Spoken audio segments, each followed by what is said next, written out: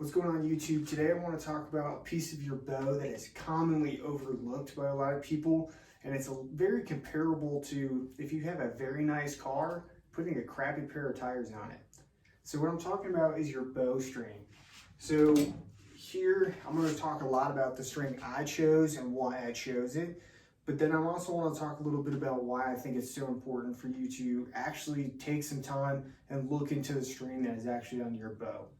So this bow I actually bought used from a guy here in Colorado, and the only thing I could find wrong with the entire bow was the string was just beat up, and it was the person didn't take care of it, didn't wax the string, didn't maintain their string, and what it did is it just completely destroyed that piece of the bow. So what I did before I even put a new string on it is I shot the bow a few different times, try to see how it felt, what I wanted to really do.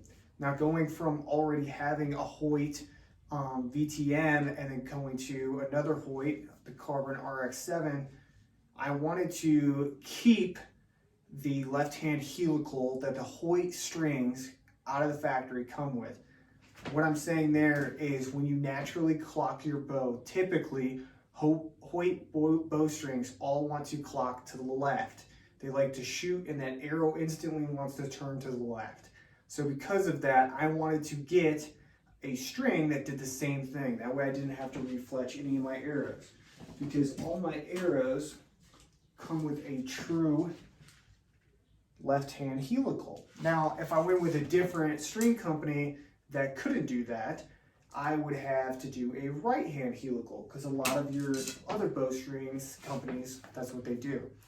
So Hoyt bowstrings are fantastic. I think they do a phenomenal job. They do a really good job with quality control, and I've never had an issue with a pair of Hoyt bowstrings when it comes to from the factory. Now I think Matthews, I had two different issues. I had one that instantly started fraying from the yoke when I first got it, but it was covered under a warranty because it shouldn't have happened. And then now they have their match grade bowstrings from Matthews, which is just basically their top of the line. So when I was looking into trying to get a different bowstring, I was catching more and more and more information about the string of what I should do, what I should look at, what I want. So the first thing you need to look at is quality. You're gonna get good quality from some of these bigger name brands, or I like to go with companies that's what they specialize in. That's going to be your America's Best, gas bowstrings. I wouldn't say so much zebra bowstrings because they went very generic on some of theirs, but some of these companies that you're going to look at, if that's the one thing that they specialize in is bowstrings, that's when I give them a little bit more trust. And then going into reviews, going in and looking at some of these reviews, looking at what other people have said about that product, I've kind of realized that I was leaning more towards either America's Best or gas bowstrings. So I called both companies. The first one I called was America's Best, and I told them I have a Hoyt. I'm already clocking to the left. I would really like to continue that. Is there any of your bowstrings, or can you make a bowstring that is going to clock to the left? Because typically what I was seeing in the reviews is they were all clocking right. The guy on the phone, he said, I really don't know if we can do that. I don't even know exactly which ones go which way. So I called my pro shop after that. They said all the ones that they've seen from America's Best have clocked to the right. Hung up at the phone from them, was like, hey, I'm gonna look around a little bit. Called gas bowstrings. Guy answered the phone within about, I would say, 2 minutes of being on hold. I told him what I was looking at. He goes, absolutely, our bowstring clocked to the left. If you wanted it to the right, you have to call us. There would be a special order, but you can have it either way. I said, cool, I want it to go to the left. Can you tell me the difference between your bowstrings? So he went over it. This is what the difference is. This is the different strings you're gonna get. This is what the big changes are if you jump up in each difference. And that was very important to me for a bow company to be able to go, hey, this is our product. This is what we can do. This is what we can provide for you. And this is what we know about our product. So that's why I thought that gas bowstrings just knocked it out of the park right from that point. So after that, I decided to go to Shields here in Colorado Springs and talk to them and see if they would be the vendor that I could go through to get my bowstrings.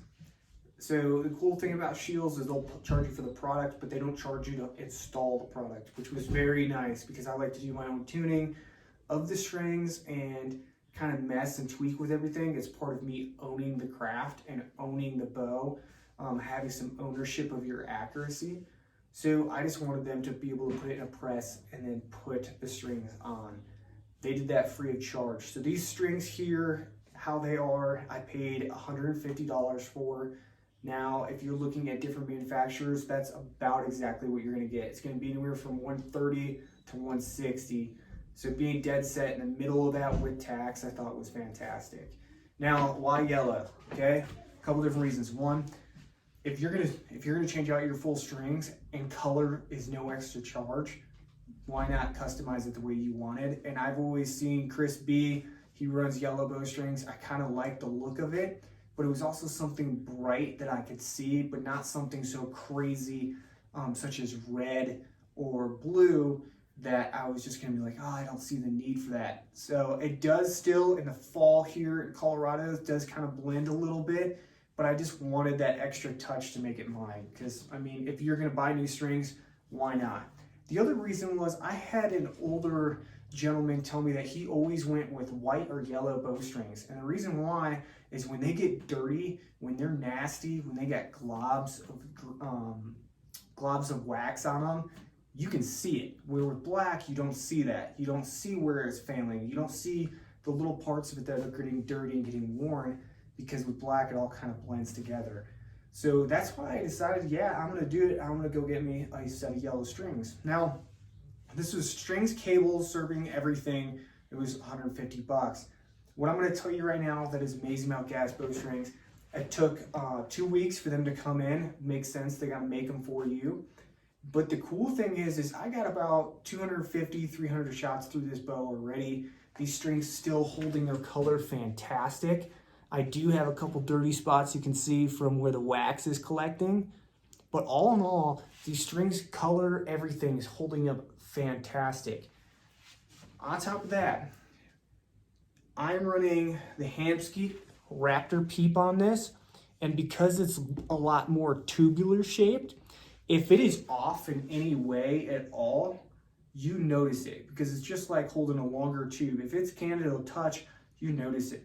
And from the day I got these strings all the way up until present day, I have not had them twist. I had that like weird twist where when you got hook up to it, you got to adjust your peep a little bit and then pull back. I haven't had a twist problem at all. They have done fantastic. The other thing I hear people worried about is the string settling. So you shooting the string, it stretches just a little bit and then it settles, and you got to like retune your bow just a little bit to get that paper tune going. I'm going to tell you, after about almost 250, 300 shots to this bow, it has not settled at all, and I haven't had any issues with that. It is right where it needs to be. Tuning is fantastic, shooting great, and I really, really like these strings for that. Now, a lot of people ask too, what are the benefits of going with an aftermarket string compared to your standard, this is a factory string? It depends, it really does.